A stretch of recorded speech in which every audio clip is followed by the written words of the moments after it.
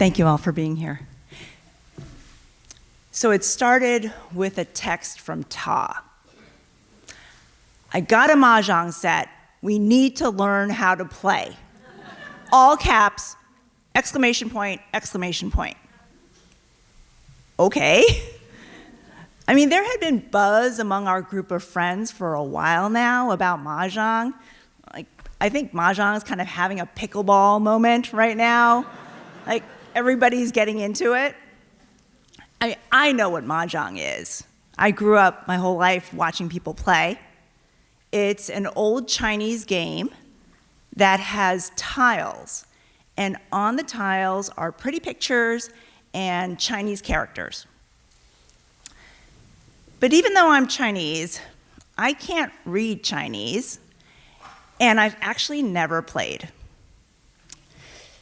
Still, I say yes, and about a week later, I find myself sitting in my living room with 3 friends, and there's a mahjong set on the table. So slowly we start.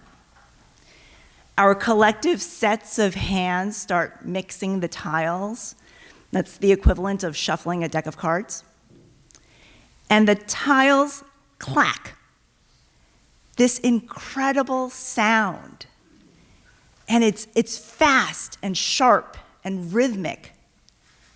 And then the rhythm changes. It transitions into this slow, purposeful clack as each player builds their walls. And as I'm sitting there, something unexpected is happening underneath. It's this strange mix of comfort and discomfort, like I've walked into something that's familiar, but it doesn't include me, and I'm not sure why yet. I've heard these sounds before, but not here, not in this version of my living room in Brookline. It's my living room in Queens, New York, and it's the 1980s. The windows are all steamed up from nonstop cooking in the kitchen. The table is filled with food. Aluminum pans of noodles, dumplings, roast pork, steamed fish. And my mom and my aunts are sitting around a mahjong table.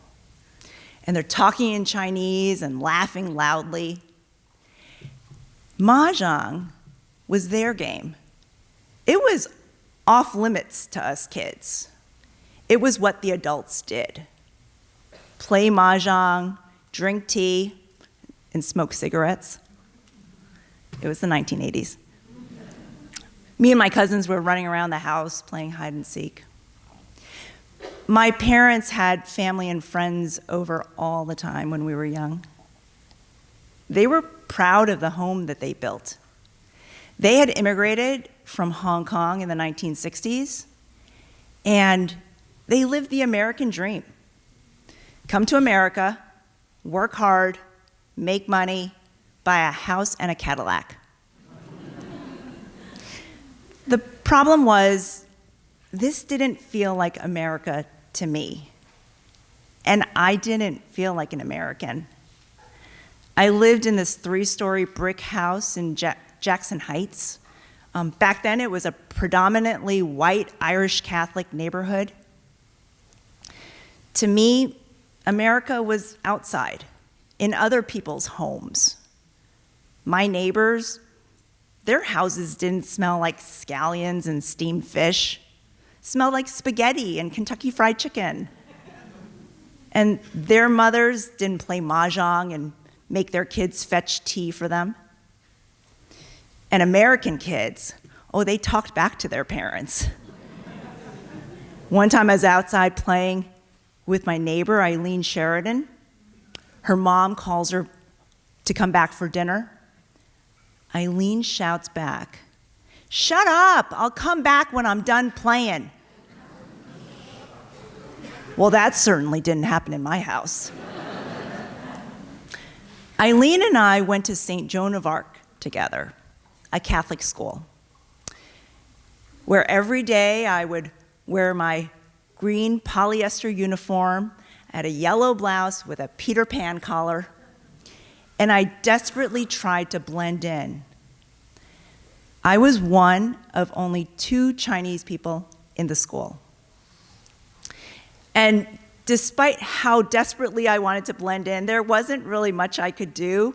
I had a head of jet black hair, nerdy glasses, and my lunches, all my lunches. It was always like rice and some weird leftovers, like salted pork.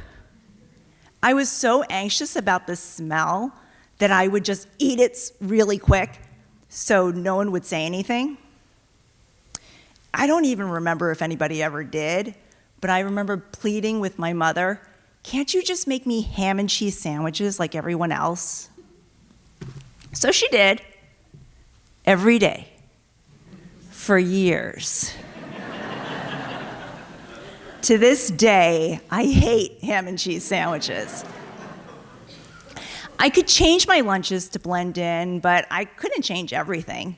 I remember one time I was in the schoolyard with my friends, talking to them.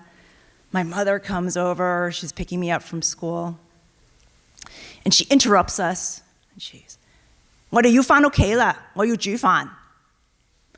We have to go home now. I need to make dinner. You know what I did? I talked back. Just like Eileen Sheridan. "Shut up. I need to talk to my friends. We're working on a group project." She leans down and in loud, broken English, "I don't care. I need make dinner. Let's go." I was mortified and scared, because now I was in trouble. There's a price I pay for trying to blend in. You know, I don't think my parents ever understood or had the time to understand how difficult it was for me living in 2 worlds. They worked long hours, and when they weren't working, they were within their own community, eating their food, speaking their language, playing mahjong. They didn't have to navigate the 2 worlds the way I did. I had to figure that out on my own. And I was fortunate. I mean, I didn't experience overt racism the way many others have. I was generally happy. I had friends. I went to birthday parties. But that didn't mean that I wasn't always deeply aware of my race and that I was different. By high school, I'm no longer the obvious outsider.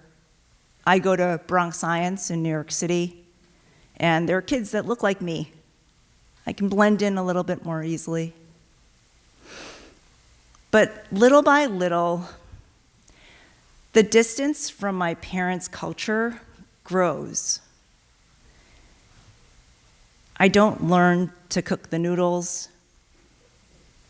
After years, I stopped celebrating Chinese New Year. Sometimes I even wear shoes in my house. Don't tell my mom. And it's not rejection. It's just a drift. Kind of the way language fades when you don't use it every day. But tonight, at this mahjong table, something happens. I hear the clacking again. The tiles sound the same. And my friends and I are talking and laughing just as loud as my mom did with my aunts. And even though we're not all Chinese, besides my friend Ta, who's Cambodian, the other 2 women are Indian and Iranian. We may not share the same culture, but the energy in the room is the same. Instead of noodles and cigarettes, there's charcuterie and wine. I used to think that mahjong was something that belonged to my mother's world, something I stood outside of. But sitting there, listening to the tiles, I realized something. I'm drifting back, not into her world, but into a new version that's my own. Thank you.